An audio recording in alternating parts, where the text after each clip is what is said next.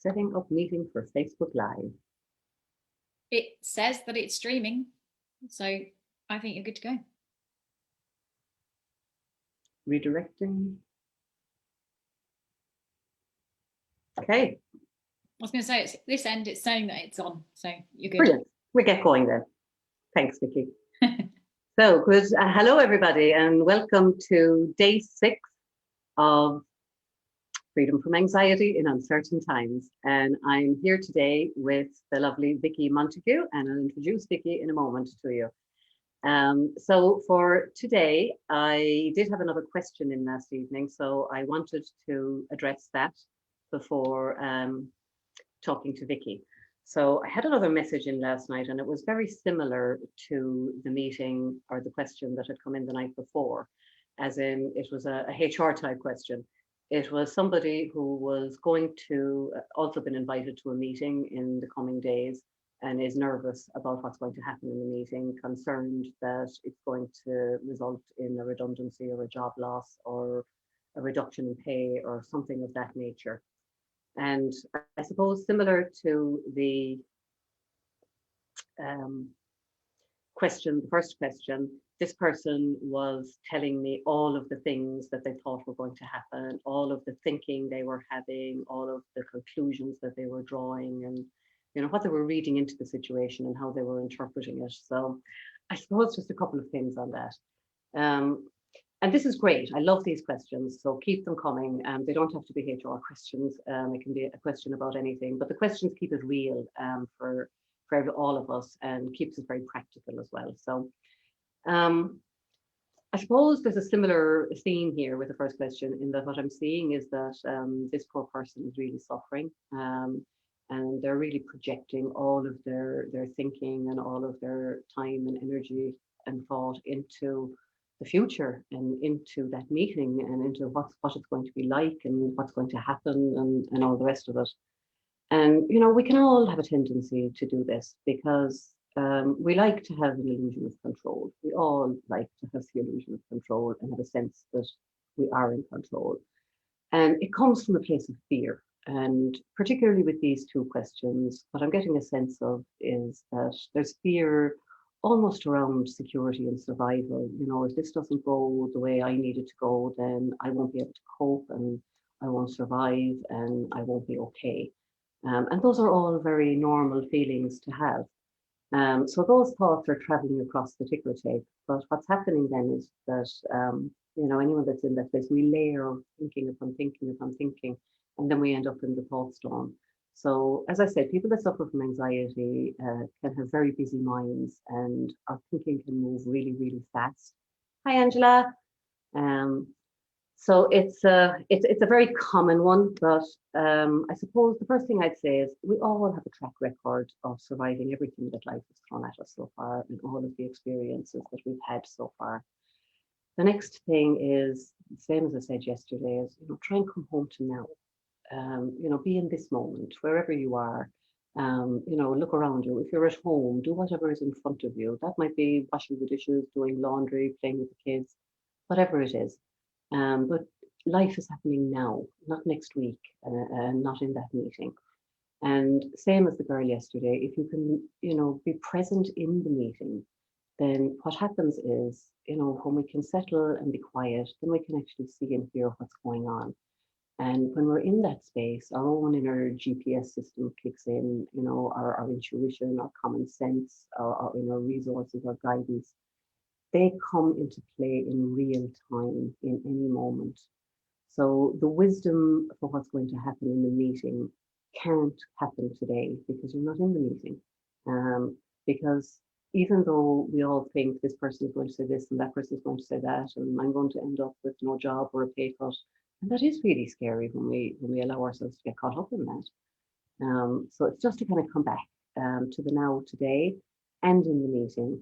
And you'll be very surprised at how quickly your common sense will come through for you when you're present in the moment. So, do that as best you can. And I know that you're suffering and, it's not a nice place to be. So But as I said yesterday, I'm not in the business of giving advice to people because you have your own inner guidance. And I'm much more interested in waking that up in you and pointing you in that direction than giving you any advice. So I hope that helps. Right, so without further ado, I'm going to introduce you to Vicky. And Vicky, before coming to this conversation, used to run a business called the Free From Fairy, and that was all about being free from gluten for the most part, I think, and worked with people with food intolerances. And she's still the Free From Fairy, but she's also now, as a little peace of mind practitioner, she's free from limits.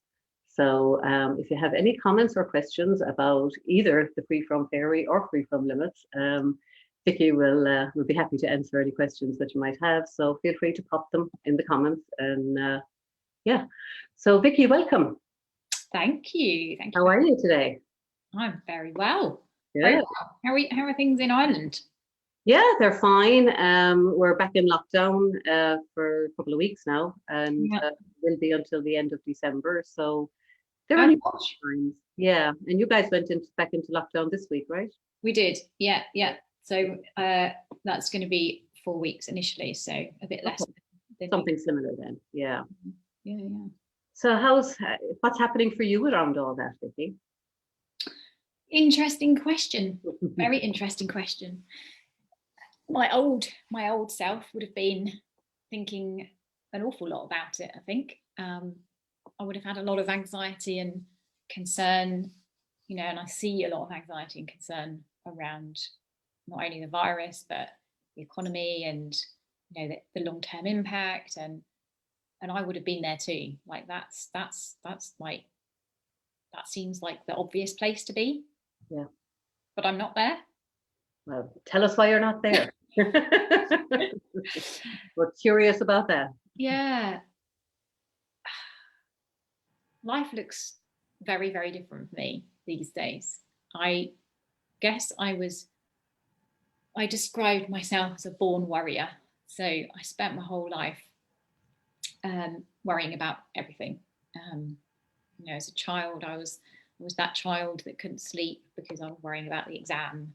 I was the university student who had terrible insomnia and was medicated to bring down levels of adrenaline to enable me to sleep. Okay. The worried mum that, just like the endless overthinking, busy-minded, like what you were talking about with these people that are emailing you, I would have been thinking about the meeting and what I might say and what they might say. There would have been a lot of busyness, a lot of noise, a lot of pre-planning, trying to work out what would happen if this happened or what would happen if that happened. And that's just fallen away over the last couple of years since being introduced to the 3 principles, understanding. And now I guess, I know you've been asking the other ladies this week, like the main thing that's changed. Yeah. Or what changed the most. And I think I was thinking about this earlier on, and there's kind of 2 things, I think. One was massive to begin with, and that was the whole idea that I didn't have to believe my thinking. Like I didn't have to listen to that. I didn't have to believe what was going on in my mind. And up until that point, everything in my mind was real and true. So if I had the thought, I'm not good enough, which was a very familiar thought, and it still comes by, then I would feel that in my body. And I didn't understand the connection between thoughts and feelings, which I now do. So thoughts create our feelings, and our experience comes from that. So if I was living in this perpetual state of I'm not good enough, what will they think? Those kinds of thoughts, which made me feel really tight and constricted, and meant that I didn't do things in the world. So to know that I don't have to believe that thought that I'm not good enough. It's just a thought, like, oh, I fancy a cup of tea, or there's a glass of water, or I'm speaking to Jan in 5 minutes, or there's the dog. Like they're all equal, like thoughts are equal. They're just puffs of smoke blowing through the system. Yeah. Yeah. I don't have to pay attention to any of them. I can if I want to, Mm-hmm. but I don't have to. I don't have to believe them. Yeah. That was the first massive game changer. Yeah. And it's so simple, Vicky, isn't it, when you actually see it? Yeah. So simple. Yeah. But nobody had told me. Nobody told me that I didn't have to. That I didn't have to believe all of those thoughts. Yeah. That I'm not good enough. It was so strong. Yeah. Yeah. And I don't. You know, it's interesting because, you know, that was a big one for me too. And I also had a realization that I was just as attached to the thoughts that I liked as much as I was attached to the thoughts that I didn't like. And I had expectations and standards around the stuff that I liked. And then if that didn't actually happen and transpire, I'd be left disappointed and discouraged and feeling dejected and, you know, all that kind of stuff. And you suffer, even though they're good feelings and good thoughts. Yeah. So I suppose the trick is to not get caught up in any of them and see all of them for what they are. Yes. You know, absolutely. All of our feelings are made of thought, the good and the bad, yeah. On an emotional level. Yeah. Yeah. And I suppose what we're pointing at to people is that there's something beyond all of that. There's something deeper than the human emotions. And, you know, we're pointing to that inner place where we can find that peace and calm and clarity and reconnect with our GPS system and be guided by it. Yeah, and it's so interesting to me that even through all of that worry, even through all of that overthinking, crazy stuff going on, I've always had this knowing, and we all know, we all have it. We've just brushed over it. Many of us have just brushed over it so many times that we don't even know it's there. But that knowing that I'm okay. Yeah. You know, I've traveled extensively on my own, and I knew that I'd be okay. Like, I never feared that I wouldn't be. I knew that if I was in a difficult position, that I would get out of it. Like, I would know if there was somebody that was, you know, not to be trusted. I would know that there would be a feeling that would come through to tell me that. Like, I had all of that.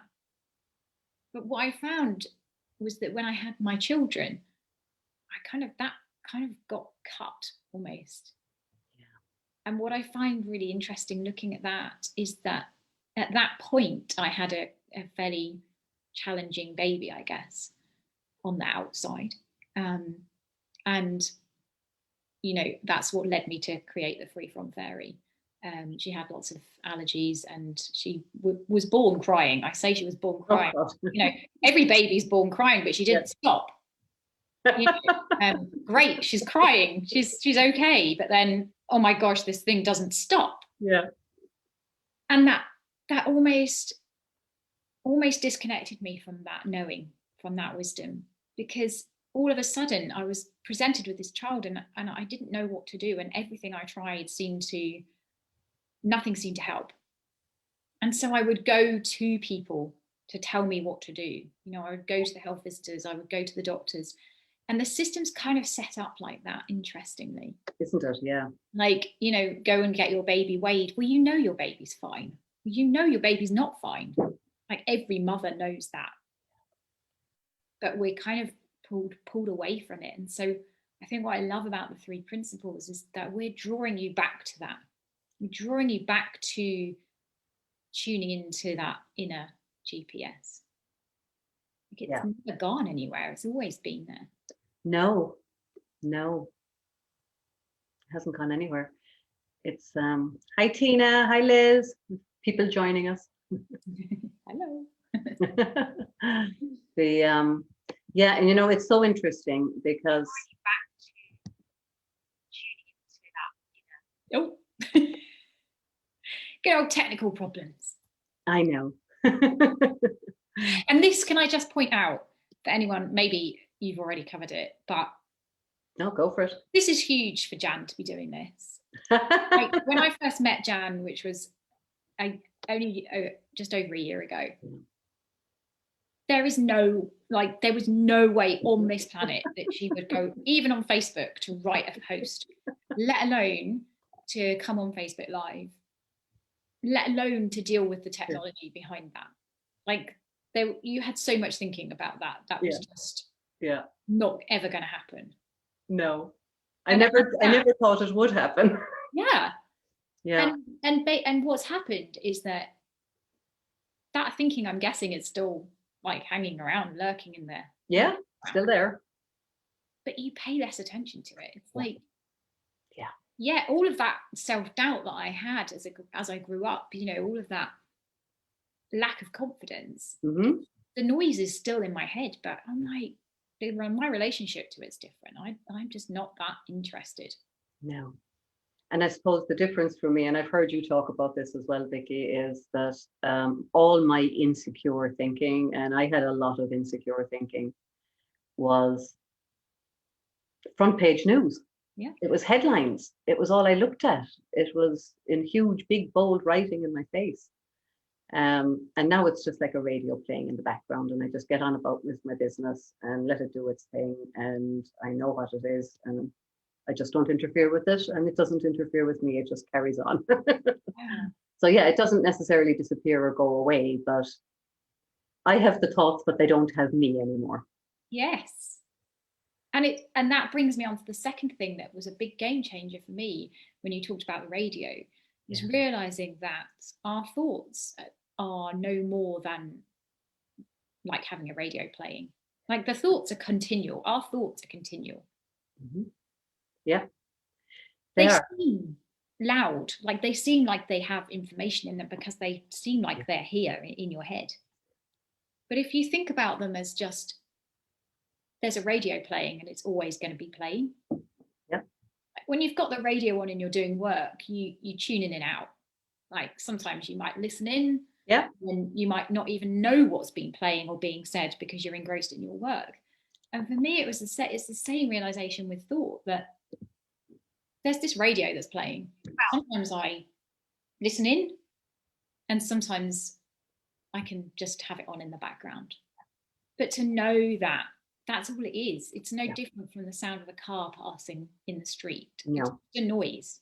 Yeah. Our thoughts are it's just a noise that we don't need to pay attention to. Yeah. And I've had a lot of that noise this week as I'm doing these lives, because that used to be so prominent for me before. But it's just there. It's not going to stop me now. Yeah, and I'd really love you to explain, because there's the white knuckling, not letting it stopping you. Yeah. There's the, oh my God, this is really scary, but I'm going to do it anyway because I've got to. And there's the what you're doing. Yeah. Maybe it would be helpful to tell people Well, I suppose something, and I love the analogies. I've been talking about the weather systems over the last week. And one of the things that I saw was that I'm not my thoughts. I'm the person or the presence that's watching the thoughts.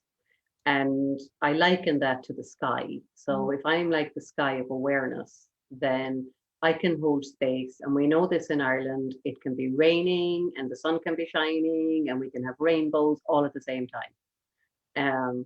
And it's the same for our own awareness, our essential nature and who we are. We can hold space for all the thinking and the programming and the conditioning and everything that's on our ticker tape and all the feelings that come up. But we can also hold space for who we really are once we see that we're not those thoughts and that we're not the clouds and the storms and the hurricanes. And sometimes I feel like I have hurricanes going on in my head.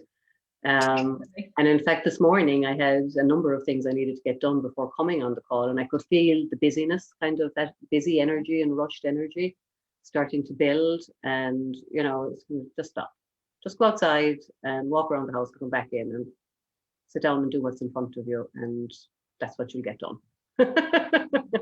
And it's just a different experience. I still see the thoughts, I still hear the thoughts, but I just try and keep the position that I'm the sky of awareness and they're just passing through. So just let them pass through. And sometimes it's like there's a remote control in your head that's changing the channels all on its own. because in in an hour of the day, you could be going from being happy, feeling romantic, feeling terrorized, feeling overjoyed. And that's how it works. We're not in control of it. So this illusion of control is a really big thing. But for me, I thought that I was my thoughts. I didn't know that there was an essential nature of who I really was behind my thinking. Yeah. And like you say, when you're caught up in that noise and being directed that way, you can't see what is there. No. Before all of that. No, you can't. Ain't that the truth of it? Yeah, and we just get caught up in tangles, and it doesn't help us. Yeah. So Catherine's joined us. Hi, Catherine. Hello, Catherine. So if anyone has any comments or anything, we'd love to have them. Oh, Tara's here with Rosie. Hi, Tara. Hi, Rose. Kay is here. Kathy Marr is here. Hi, Kathy. Welcome. So if anybody has any comments or any questions, send them on to us. Vicky, is there anything else you'd like to share while you're here? Given the time, yeah, I'm not going to hold other people up. Okay, it is lunchtime. Yeah, it is lunchtime. Yeah, there's so much. I think it's easier and simpler than you ever imagine.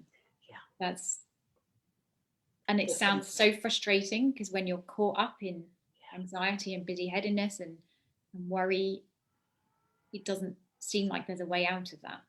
Yeah, but it's so much simpler. And I think you may have probably talked about it this week, but it all comes in the feeling. And for me, that's the key thing, is when you feel horrible, when you feel tight, when you feel that constriction, you don't need to know why. All you need to know is that your thinking has just gone crazy, and you're paying attention to it. And you may not even know you're paying attention to it. But that feeling, as soon as that happens to me, and I know that just means that my thinking's off, I don't need to do anything. No. It's okay, because I know that I'll come back to a peaceful state. Yeah. And when we allow our emotions and our feelings, when we allow them to pass by like visitors, I always think it's like we have the door, have the doors and windows open, allow it all through. Yeah. Don't shut the doors and windows, because when we try to shut out the feelings and the emotions and the thinking, it gets trapped in there and gets bigger and bigger. And that's so true. No, I love that. And I think any feeling that arises in our body, if we can just allow it to arise and bloom, and then it'll pass. Yeah, that's been a big thing for me as well. Yeah, no, that's beautiful. Vicky, thank you so much. We have no comments or no questions, but we have a comment, someone saying they love listening to us, and someone else saying this is great, thank you. So yeah, so I think we'll wrap it there, Vicky. Like I say, lunchtime bites, and it's 1:25, so we'll let people get back to their day. But thank you so much for your insights and for joining us. And we'll talk to you again soon, hopefully. Definitely. I'd love to. We'll see you again before the end of the month. Cool. Great. Thanks, Vicky. All right. Thank you. Bye. Now I have to, next job is to try and figure out how to turn off the video. But we won't worry about that either. We'll just figure it out as we go.